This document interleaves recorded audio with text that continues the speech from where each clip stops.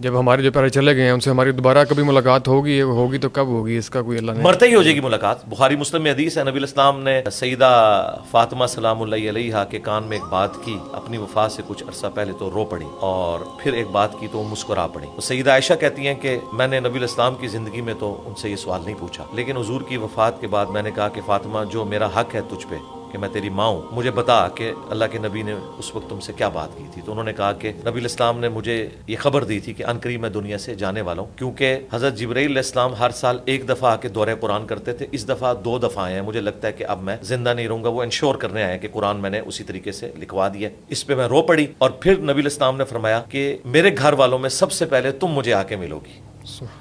اس پہ میں مسکرا پڑی اور فرمایا کہ کیا تم اس پہ خوش نہیں ہو کہ تم جنتی عورتوں کی سردار ہو؟ تو نبی الاسلام کی وفات کے 6 مہینے کے بعد سیدہ فاطمہ فوت ہو گئی، صحیح بخاری میں آتا ہے۔ تو وہ مرتے ہی اپنے والد کے پاس پہنچ گئی، الحمدللہ، تو مرتے ہی ملاقات ہو جائے۔ قبرستان جانے کی سگنیفیکینس کیا ہوتی ہے؟ اور جو ہم قبرستان اپنے پیاروں کی قبروں پہ جاتے ہیں تو وہاں جا کے جب دعا پڑھتے ہیں تو وہ کیا اس کو سنتے ہیں، کیا ان تک جاتے ہیں، یا ہمارا وہ ویٹ کرتے ہیں؟ اس حوالے سے ذرا رہنمائی فرمائیں۔ دیکھیں، قرآن حکیم میں اللہ تعالیٰ نے جو اہل ایمان ہے ان کی نشانی بتائی ہے، ربنا اغفر لنا ولاخواننا الذین سبقونا بالایمان، کہ اہل ایمان وہ ہیں جو اپنے سے پہلے جو لوگ مر چکے ان کے لیے دعائے مغفرت کرتے ہیں۔ تو مرے ہوئے شخص کے لیے دعائے مغفرت کرنے کا حکم اللہ تعالیٰ نے سورۃ الحشر میں دیا ہے۔ اس کے بعد جنازہ رکھ دیا۔ بخاری مسلم میں حدیث ہے، مسلمان پہ 5 حق ہیں، ان میں سے ایک یہ ہے کہ جب وہ مر جائے تو اس کے لیے جنازہ پڑھنا ہے، اس میں اس نے دعا کرنی ہے۔ پھر ابو داؤد میں حدیث ہے، جب اپنے بھائی کو دفنا چکو تو قبر پہ اس کی قبر کے اندر سوالات کی استقامت کے لیے دعا کرو۔ اور اس کے بعد وہ چیز ہے جو آپ پوچھ رہے ہیں، جو عام حالت میں ہے، یعنی دفنا بھی لیا، سب کچھ ہو گیا، اب جو آپ نے وقتاً فوقتاً جانا ہے، وہ صحیح مسلم میں حدیث ہے کہ جب بھی قبرستان جاؤ تو ان کے لیے دعا کرو، السلام علیکم اہل الدیار من المؤمنین والمسلمین وانا ان شاء اللہ بکم للاحقون نسأل اللہ لنا ولکم العافیہ۔ سلام ہو تم پہ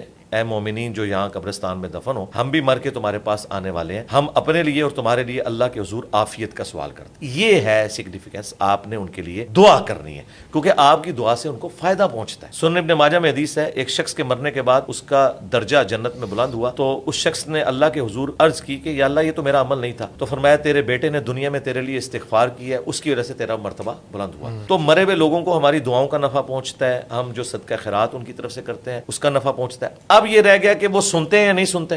نہیں بھائی، نہیں سنتے۔ ہاں، پہنچتا ہے، جی پہنچتا ہے۔ اگر کوئی کہے جی پہنچتا ہے تو اس کا مطلب ہے سن رہے ہیں، تو اس کا جواب یہ ہے کہ پھر جب پہنچتا ہے تو وہ جواب دیتے ہیں، جی دیتے ہیں، تو ہم تو نہیں سن رہے، تو کہتے ہیں نہیں، وہ جواب پہنچتا ہے۔ بالکل، یہ برزخی ہے، یہ ان سین بیریئر۔ وَمِن وَرَائِهِمْ بَرْزَخٌ إِلَى يَوْمِ يُبْعَثُونَ، ان کے مرنے سے لے کر قیامت تک ان سین بیریئر۔ یہ جو کمیونیکیشن ہے نا، وہ اس فزیکل ورلڈ سے تعلق نہیں رکھتا۔ ہمارا سلام بھی پہنچتا ہے، ہم نماز میں کہتے ہیں السلام علینا وعلی عباد اللہ الصالحین۔ بخاری مسلم میں الفاظ ہیں، جب یہ تم پڑھو گے زمین و آسمان میں ہر نیک بندے تک تمہارا سلام پہنچ جائے۔